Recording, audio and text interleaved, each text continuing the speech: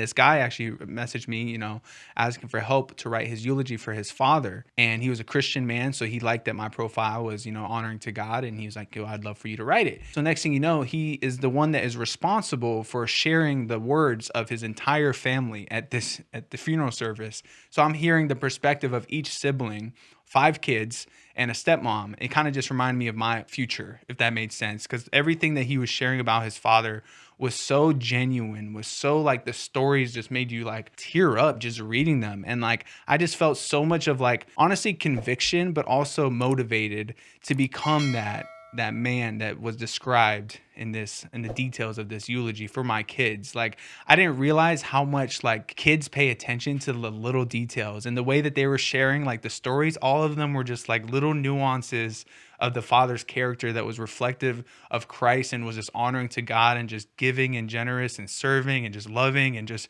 being a great hugger, and just like these little small things that you don't think are important but are the most important things. And it just really just touched me to just be like, man, I want that to be said about me from one of my kids all of my kids when I'm passed away, Well, the kids, they don't need a dad to be perfect. They just need your dad to be present. Right. Absolutely. Amen. And so, I think just being present in the moment and going all in on being a father, I think is the best blessing that you can give to your children. And I think even as a spouse, like to your wife, I feel like this, and maybe you guys do as well. But when I go to work, I have to like check into work mentally.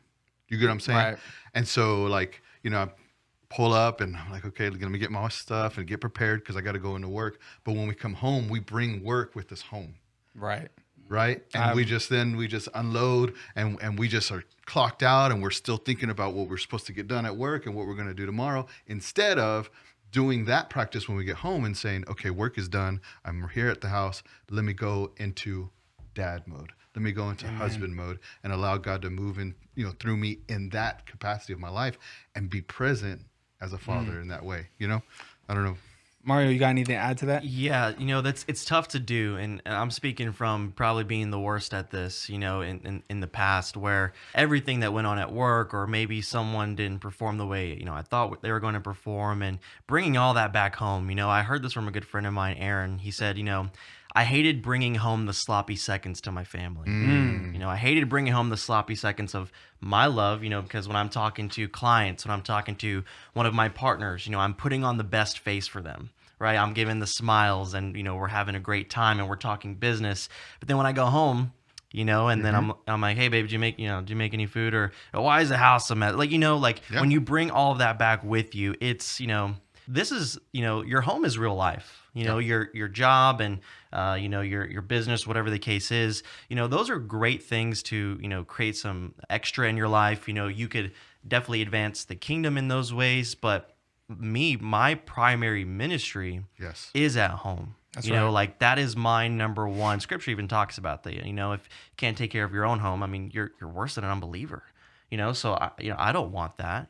I am a believer, right? And so, absolutely, I've definitely brought that into my home, and I've been terrible at that. But the intentionality that now I've been bringing to my family and incorporating my mission, which I believe is tied with God's mission, right? Bringing that to my kids, bringing that to my wife. That way, they're bought in. And it gives me a good reason to leave the work behind, but bring the mission home. Yes. You know what I mean? Yep. And so my kids are bought in, and I teach them, I say, babies, what's the most important thing? And Bella and Elena, they'll say, to love God. I'm like, that's right. What's how do we love God? Who else do we love? We love people. How do we love people? We tell them the truth, and they're making the faces, right? I'm right. And how else? And we serve. That's right. And after a while, they're like, and we eat food. And I'm like, yeah, okay, whatever. So, but bringing that to my kids, and so they seem really on board. Yeah, well, they've got no choice. They're gonna get it, Hey, but I can attest to what he's saying, because growing up, my parents made sure that they instilled identity in me. Yes. At a young age, and I think that's why going into my adulthood, I've never struggled with understanding who I am. I know who I am. I know who I belong to, because it's what's been taught since infancy. And how did your parents do that? And so my dad would consistently remind me. So I was a troublemaker in school. I was always getting into fights. No. I was, because he's from the Bronx. From the Bronx. I was a really chubby kid, and I'd get made fun of, and so I learned how to be super witty. and be quick with my jokes and my comebacks and stuff. And that caused a lot of trouble for me. And anytime my dad had to come and get me from the principal's office and bring me home, we'd have a 10-minute conversation where he'd be like, hey, look, you are a son of God. And the sons and daughters of God, we don't act this way. There is a standard that God has called us to. And he would always remind me. And any single time I'd leave, if I had a gig, if I had to go play drums somewhere, if I had to go do something, go out with friends, he would always remind me, like, hey, remember, you are a son of God.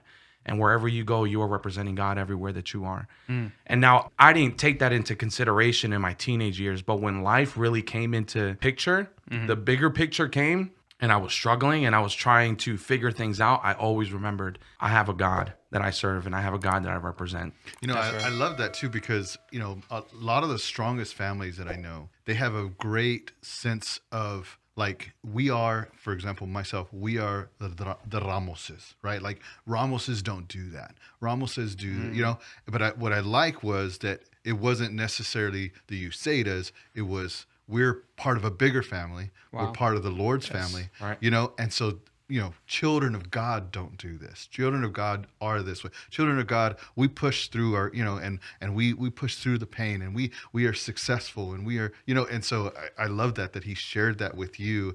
And, similarly, my family, my father was able to share some of that with me. Him even being without a father, being a first-time generational father for us, being able to create that legacy because of what? It wasn't Ramos, because he didn't have that Ramos legacy. There wasn't that behind him.